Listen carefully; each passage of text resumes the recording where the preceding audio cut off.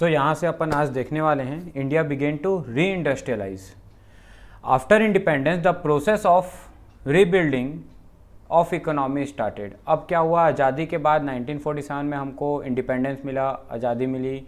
अब इंडिया ने अपनी सेंट्रलाइज्ड प्लानिंग स्टार्ट करी। सेंट्रलाइज्ड प्लानिंग मतलब हमने प्लानिंग कमीशन बनाया। भारत आज़ाद हुआ, इंडियन नेशनल कांग्रेस हमारी कमेटी बनी, पंडित जवाहरलाल नेहरू हमारे फर्स्ट प्राइम मिनिस्टर थे। ठीक है, पंडित जवाहरलाल नेहरू जी जानते होंगे, चिल्ड्रंस डे भी अपन बनाते हैं इनके डेट पे। नेहरू जैकेट भी बोलते हैं, सुन पा रहे हो? तो ये इन्होंने बनाया, इंडियन नेशनल कांग्रेस ने प्लानिंग कमीशन। क्या बनाया? प्लानिंग कमीशन बनाया 1950 में, आज़ादी के 3 साल बाद। डेट वेट याद रखने की ज़रूरत नहीं, मैं बस बताते जा रहा हूँ, सुनते जाओ।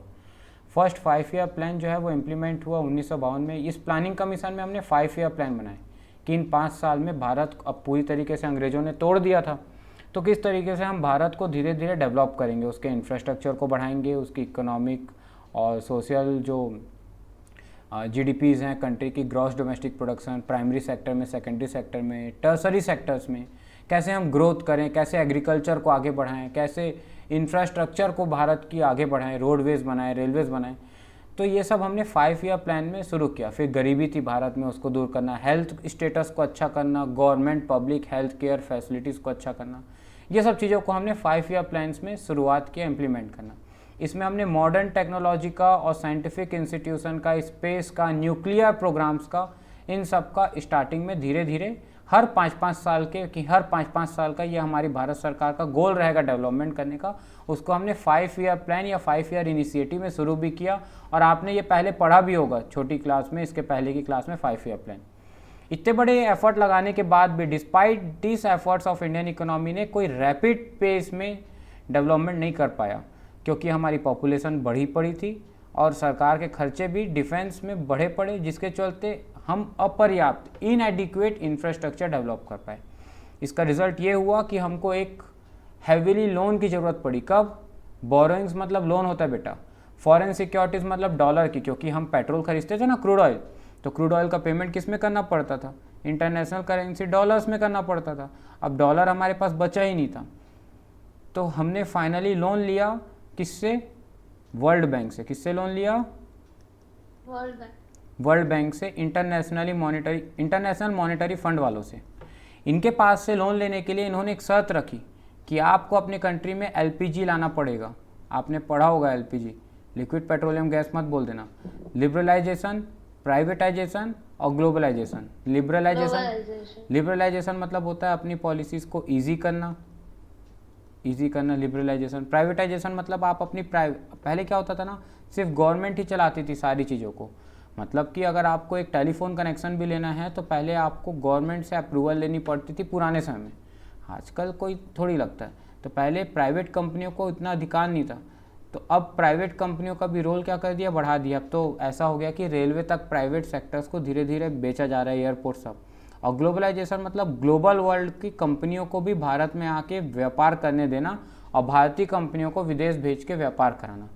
तो इन लोगों ने शर्त रखी कि भैया अगर आप ये 3 चीज़ एक्सेप्ट करोगे तब तो हम आपको लोन देंगे। लोन कितने का हमको लेना पड़ा था पता है शुरुआत में?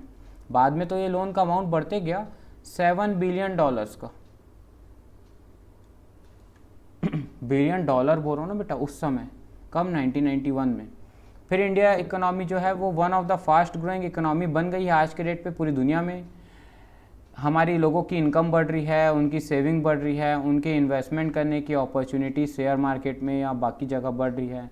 हमारे कंट्री के डोमेस्टिक कंजप्शन बढ़ रही है और यंगर पॉपुलेशन हमारी कंट्री में, जो आज हम बोलते हैं ना कि इंडिया के पास में 25 साल से 45 ईयर्स के एज की सबसे ज़्यादा पॉपुलेशन है, मोर देन 60% पॉपुलेशन।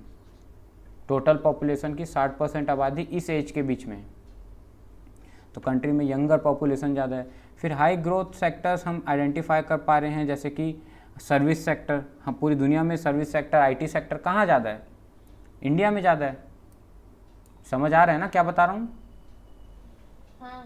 फिर भारत ने एक बहुत इंपॉर्टेंट पॉलिसी लॉन्च करी जो इंपॉर्टेंट है, याद रखने वाली बात है, ये FTP फॉरेन ट्रेड पॉलिसी 2015-20 में, जिसके अंदर में हमने make in India, skill India और digital India initiative. Make in India मतलब देखो, एक होता था मेड फॉर इंडिया, एक होता था मेड फॉर इंडिया, भारत के लिए बना, बाहर विदेश में बनता था, ये पहले चलता था 2014 पहले। लेकिन भारत में मोदी जी ने बोला ना, आप भारत में आके बनाइए। टेस्ला को भी पहले बेचने नहीं दिया, आप बेचोगे तो हम आपके इंपोर्ट्स पे, अगर टेस्ला वहाँ 20 लाख की गाड़ी बनाती है, टेस्ला जानते ना, कार एलॉन मस्क की, हाँ जानते हैं। तो 20 लाख की गाड़ी अगर वहाँ बनती थी तो भारत में आने पे उस पर 200% का टैक्स था। मतलब कितना हो गया, 20 लाख का 200%, 40 लाख। मतलब वो गाड़ी यहाँ 60 लाख 65 लाख में मिलती थी, 65-70 लाख में। तो सोचो कोई गाड़ी जो 20 लाख में बाहर मिल जाएगी, वो भारत में इतनी मिलती थी, तो लोग यहाँ के खरीदते नहीं थे, डिस्करेज करने के लिए। तो टेस्ला को हमने ऑफ़र किया कि आप भाई भारत आके बनाओ, तो हम ये जो आपका टैक्स का रेट है ये नहीं लगाएंगे। किस स्कीम के चलते? Make in India. इससे क्या होगा, भारत के लोगों को रोजगार मिलेगा और भारत का पैसा भारत में ही रहेगा। समझ आ रहा है? स्किल इंडिया, इसके लिए भारत के लोगों को क्या करने की जरूरत थी, स्किल्ड लेबर बनाने की जरूरत थी। तो skill India initiative program Bharat में शुरू कराया, जिस प्रोग्राम के तहत गवर्नमेंट ने क्या किया, बहुत सारे लोगों को रोजगार देना शुरू किया, बहुत सारे लोगों को ट्रेनिंग करनी शुरू करी। और डिजिटल इंडिया में हम डिजिटल पेमेंट, आज मैं आपको ऑनलाइन पढ़ा पा रहा हूँ, कहीं ना कहीं हमारा 4G 5G टेक्नोलॉजी आने के बाद ही पॉसिबल हो रहे हैं, नहीं तो ये ऑनलाइन क्लासेस कैसे हो पाती है ना। तो डिजिटल इंडिया शुरू हुआ और फॉरेन ट्रेड पॉलिसी FTP लगा 2015-16। मोदी जी 2014 में आ गए थे, फिर 15 से 20 5 सालों के लिए क्या लगाया गया, FTP फॉरेन ट्रेड पॉलिसी, कि क्या हम इंपोर्ट करेंगे, क्या एक्सपोर्ट करेंगे, इंपोर्ट में कितना टैक्स लगा सकते हैं, एक्सपोर्ट में कितना टैक्स लगाएंगे, और भारत में ही बनेगा तो कितना टैक्स फ्री करेंगे। इस टाइप के टर्म्स के डिटेल्स लिखे गए कहाँ पे, FTP के अंदर। ये सारे कॉन्सेप्ट भी make in India, skill India, digital India भी किसके अंदर लाया गया, फॉरेन ट्रेड पॉलिसी के अंदर में लाया गया, और यहाँ से भारत की डेवलपमेंट शुरू हो गई। अब मेक इन इंडिया देखो, भारत में बनाना, आप देख सकते हो एक शेर बना है, शेर हमारा भारत के मोदी जी और भारत, और यहाँ पे हम क्या करने लगे, धीरे धीरे भारत के अंदर ही। क्या चीज़ बेटा? ये जो शेर है तो ये रियल में बना है, मैं देखूंगी। हाँ, मेक इन इंडिया ये हमारा पार्लियामेंट में भी बना है, अभी न्यू पार्लियामेंट में ये बना हुआ है, और भी कहीं कहीं पे होगा, मुझे तो पार्लियामेंट का याद है। Make in India initiative launch किया गया, कब लॉन्च किया गया, इसकी डेट इंपॉर्टेंट है, ये याद रखना, ठीक है। 25 सितंबर 2014 को इम्प्लीमेंट किया गया, लॉन्च किया गया। शुरुआत, इनिशिएटिव मतलब होता है शुरुआत करना, शुरुआत करना, स्टार्ट करना। लॉन्च किया गया 25 सितंबर 2014 को, और ये एनकरेज करता है भारत की कंपनी, नेशनल कंपनी और विदेशी कंपनियां, मल्टीनेशनल कंपनी को, कि वो मैन्युफैक्चर करे अपने प्रोडक्ट्स कहाँ, भारत में। इसका major objective make in India का यही था कि हम भारत के लोगों के लिए क्या कर सकें, जॉब क्रिएशन, और उनके स्किल को बढ़ा सकें, उनकी कौशल स्किल, उनकी स्किल, उनके आर्ट को बढ़ा सकें, एनहेंस कर सकें। एनहेंस मतलब होता है बढ़ाना, इम्प्रूव करना। 25 सेक्टर्स को इसके अंदर में लिया गया स्किल इंडिया में शुरुआत में। कौन कौन से सेक्टर्स, तो उसके नाम है ऑटोमोबाइल, एविएशन, एविएशन मतलब ये आपका प्लेन से रिलेटेड हो गया, हवाई जहाज़ से related, chemicals, defence, electronic system, information technology, IT sectors जिसको हम बोलते हैं ना, लेदर, माइनिंग, फार्मास्यूटिकल्स मतलब दवाइयाँ, रेलवे, रोडवेज, टेक्सटाइल्स, क्लॉथ मतलब कपड़े, and garments, tourism and hospitality. Hospitality means hospital नहीं है ये बेटा, हॉस्पिटैलिटीज मतलब होटल्स होते हैं, ठीक है। ऑटोमोबाइल कंपोनेंट्स, बायोटेक्नोलॉजी, बायोटेक्नोलॉजी क्या होती है, आज आप CNG यूज़ करते हैं, कंप्रेस्ड नेचुरल गैस, और बहुत सारे पेट्रोकेमिकल्स या नॉर्मल केमिकल्स, तो इनको बायोटेक्नोलॉजी बोलते हैं। Construction, real estate business, electricity, food processing, food processing, आज फूड इंडस्ट्री बहुत बड़ी है ना market, media entertainment, oil and gas, ports, जिन जगहों से हमारे पोर्ट्स एंड शिप से सामान जाते हैं ना, तो उनको भी। रिन्यूएबल एनर्जी में सोलर एनर्जी, विंड एनर्जी, ये सब आ गए, electric energy. Space and astronomy अभी इसरो है, भारत का है ना। थर्मल पावर प्लांट आज वर्धा लगा है, वो क्या है, जो पानी को गर्म करे, पानी को गर्म करे, नीचे कोयला जले और पानी गर्म होके क्या बने, भाप, और वो भाप बनने के बाद एक टरबाइन से इकट्ठा हो ऐसे, और वो पाइप बहुत पतला होते जाए और फिर पतला होकर के एक बहुत बड़े पंखे में ऐसे ऐसे पंखे में जाके वो प्रेशर से भाप को छोड़े, तो पंखा जोर जोर से क्या होगा, घूमेगा, और घूम के पीछे में जनरेटर लगा रहेगा जो बिजली को स्टोर करेगा। इस टाइप के कॉन्सेप्ट को क्या बोलते हैं, थर्मल पावर प्लांट बोलते हैं। वेलनेस, फिटनेस, जिम, ये सब फिटनेस की सारी चीज़ें, जो भी इससे रिलेटेड प्रोटीन्स और ये सब आते हैं वो भी आ गए, सब आ गए वेलनेस में। ठीक है, समझ आया। योगा ये सब भी आ गया। अब इतना तो हमने पढ़ा कि एक इतिहास। अब आता है असली चैप्टर जो शुरुआत होता है। इसमें आपको पढ़ना है दो प्रकार की एक्टिविटीज़, एक इकोनॉमिक एक्टिविटीज़, दूसरी नॉन इकोनॉमिक एक्टिविटी। हम बिजनेस प्रोफेशन एम्प्लॉयमेंट बाद में पढ़ेंगे, पहले पढ़ते हैं अपन इकोनॉमिक और नॉन इकोनॉमिक एक्टिविटीज़। चलो रीडिंग करो, मोटिव पढ़ो। कौन पढ़ेगा, चलो आप पढ़ो। क्या लिखा है इकोनॉमिक में, क्या लिखा है, पढ़ो, जोर से पढ़ो। आकृति आप पढ़ो।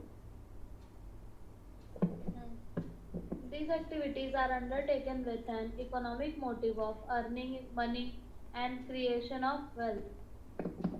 इस एक्टिविटी का मोटिव होता है कि वो पैसा कमाना या वेल्थ क्रिएट करना, संपत्ति बढ़ाना। जैसे 2 लाख की प्रॉपर्टी थी, 5 लाख में बेच दिया तो 3 लाख का क्या हो गया, प्रॉफिट, और उससे मेरा वेल्थ क्रिएट हो गया। या 2 लाख की प्रॉपर्टी आज उसकी कीमत 5 लाख हो गई, तो ये क्या हो गया, वेल्थ क्रिएशन कॉन्सेप्ट हो गया। तो ऐसी एक्टिविटीज़ जिसका मोटिव क्या हो, पैसा कमाना या वेल्थ क्रिएट करना, ऐसी एक्टिविटीज़ क्या है, इकोनॉमिक एक्टिविटी। लेकिन ऐसी एक्टिविटीज़ जिसका मेन पर्पस क्या हो, सोशल और साइकोलॉजिकल मोटिव, मतलब आप दुकान में बैठे हो, आपकी मम्मी आके आपको टिफ़िन दी, वो क्या है, नॉन इकोनॉमिक एक्टिविटी। आप दुकान में बैठे हो, आप ग्राहक को सामान बेचे, क्या है, इकोनॉमिक एक्टिविटी। एक्सपेक्टेशंस, ये पॉइंट ऑफ डिफरेंस लिखना बहुत जरूरी होता है बेटा, ठीक है, एग्जाम में ये याद करके रखना, इनको याद कर लेना, अंदर का अपने हिस्से लिख देना अपने मन से रीडिंग करके। मनी इनकम जनरेट करी जाती है इन एक्टिविटीज़ से, इकोनॉमिक से। इसमें मनी इनकम एक्सपेक्टेड नहीं होता है, ये करा जाता है पर्सनल सेटिस्फैक्शन के लिए, ये करा जाता है वेल्थ क्रिएशन के लिए। इस एक्टिविटी का आउटकम होता है गुड्स एंड सर्विसेज बनाना, इसका आउटकम होता है मेंटल सेटिस्फैक्शन। जैसे पीपल फार्म या बहुत सारे डोनेट कार्ट और दुनिया भर के चलते हैं ना, सोसाइटी के लिए काम करने वाले जो चीज़ें, तो उसको हम लोग क्या बोलेंगे, नॉन इकोनॉमिक एक्टिविटीज़। एग्जाम्पल इसका बिजनेस प्रोफेशन एम्प्लॉयमेंट है, 3 प्रकार। जेठालाल जो दुकान चला रहा है, प्रोफेशन अभी जो मैं पढ़ा रहा हूँ, services of a doctor, teacher, lawyer, profession में आ गया। और एम्प्लॉयमेंट मतलब जो आपके स्कूल में टीचर्स हैं या बाकी जो एम्प्लॉयज़ के रूप में काम कर रहे हैं। इसमें क्या हो गया, फैमिली ओरिएंटेड एक्टिविटीज़, धार्मिक काम, सोसाइटी के प्रति सर्विस, और पैट्रियोटिक मतलब देश सेवा।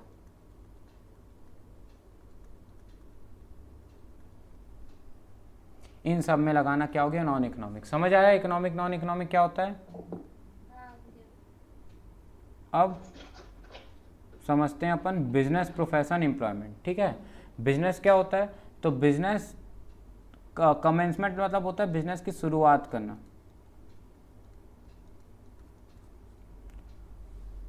या पहल करना, स्टार्ट करना। कमेंसमेंट मतलब टू स्टार्ट। तो बिजनेस कब कमेंस होता है, decision of entrepreneur, entrepreneur Jethalal जब चाहे, एंटरप्रेनर मतलब जेठालाल, और एंटरप्राइज मतलब उसका बिजनेस और उसकी फर्म, ENTERPRISE, सॉरी,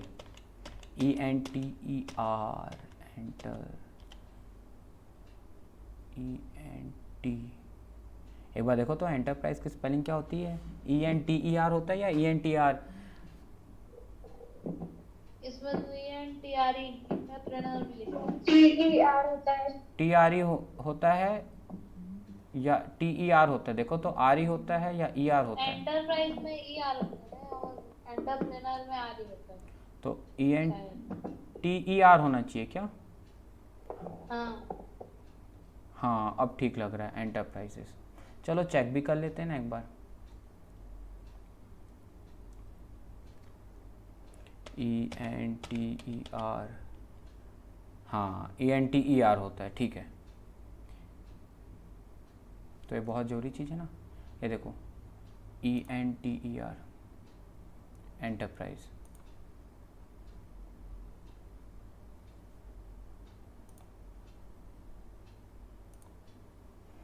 और प्रोफेशन, तो एंटरप्राइज मतलब उसका गढ़ इलेक्ट्रॉनिक्स, और एंटरप्रेनर मतलब जेठालाल। तो बिजनेस तब स्टार्ट होता है जब डिसीजन हो जेठालाल का, मतलब एंटरप्रेनर का। प्रोफेशन तब स्टार्ट होता है जब आप डिग्री कंप्लीट करो, जैसे कि अगर आप डॉक्टर हो तो आपके पास MBA की डिग्री होनी चाहिए, अगर आप CA हो तो आपके पास ICAI का मेंबरशिप होना चाहिए, और ये तब मिलेगा जब आप वो कोर्स कंप्लीट कर लोगे। और एम्प्लॉयमेंट कब शुरू होता है? जब आप एम्प्लॉयज़ एग्रीमेंट या सर्विस एग्रीमेंट को ज्वाइन करते हो तब।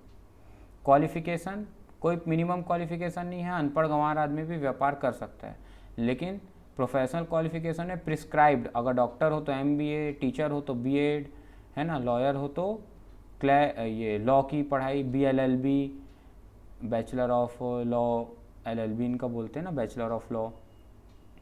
तो ये आपका कंप्लीट होना चाहिए। तो आपके प्रोफेशनल क्वालिफिकेशन और ट्रेनिंग रिक्वायर्ड होती है, तभी आप प्रोफेशन खोल सकते हो। क्वालिफिकेशन एम्प्लॉयमेंट में जैसी जॉब है, अगर लेबर है तो कम क्वालिफिकेशन चाहिए, और अगर एम्प्लॉय है तो हायर क्वालिफिकेशन चाहिए। टॉप लेवल मैनेजर चाहिए, CA बोलता हूँ, CEO, CFO, कंपनी का हेड बनना है, मैनेजर बनना है तो हाई क्वालिफिकेशन चाहिए, और कंपनी में लेबर वाला काम करना है तो लो क्वालिफिकेशन चाहिए, लो।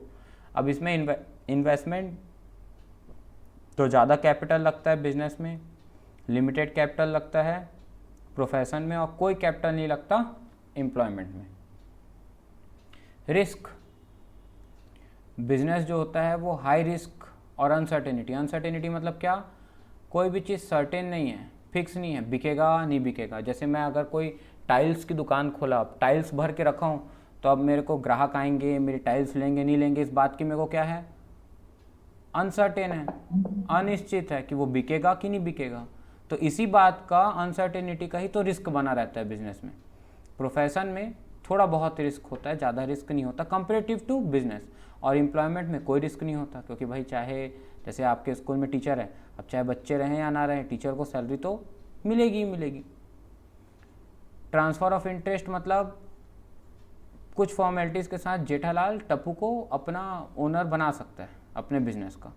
लेकिन प्रोफेशन में क्या मेरी जगह क्या मेरा भाई पढ़ा सकता है? ऐसे तो मैं सिंगल हूँ, सिंगल चाइल्ड हूँ, लेकिन अगर कोई मेरा भाई होता सग्गा तो क्या, या चचेरा भाई, तो क्या मैं अपनी जगह उसको पढ़ाने दे दूंगा? तो आप पढ़ लोगे क्या उससे? नहीं पढ़ोगे, आपको तो मुझसे ही पढ़ना है। या शाहरुख खान अगर डांस करने आप बुलाए हो अपने मैरिज में, अपने मतलब दीदी की मैरिज में या किसी बड़े की मैरिज में, तो अब आप, शाहरुख खान ऐसा बोले उसका मैनेजर कि सर की तबीयत तो ख़राब थी, मैं सर की जगह मैं डांस कर देता हूँ, ढूंढ के लगा देता हूँ, तो क्या आप मैनेजर से ढूंढ के लगवा लोगे?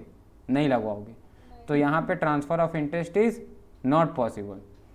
और एम्प्लॉयमेंट में भी जिसको नौकरी दिया उससे काम करवाओगे, किसी और से थोड़ी। तो बिजनेस में ट्रांसफ़र कर सकते हो इंटरेस्ट, पर प्रोफेशन और एम्प्लॉयमेंट में नहीं कर सकते।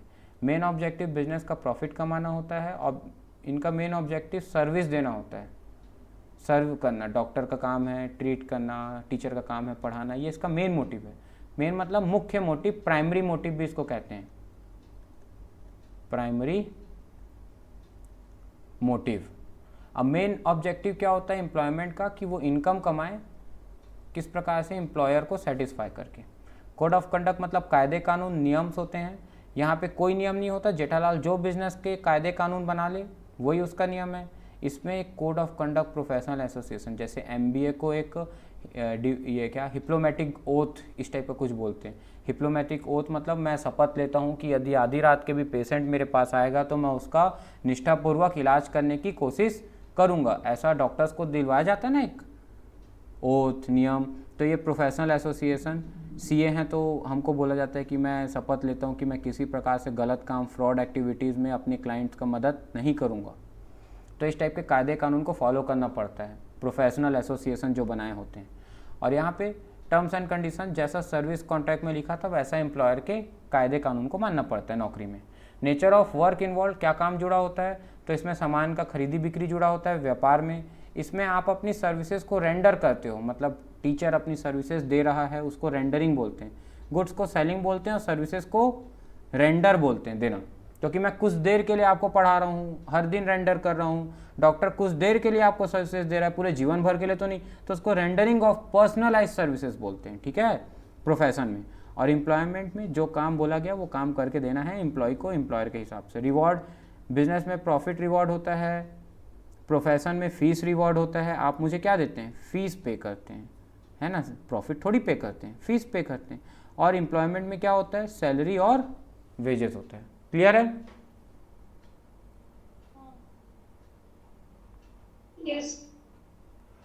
अब कैरेक्टरिस्टिक्स और नेचर्स ऑफ बिजनेस पढ़ें आगे का या अकाउंट शुरू करें? अकाउंट कर लें क्या आधा घंटा?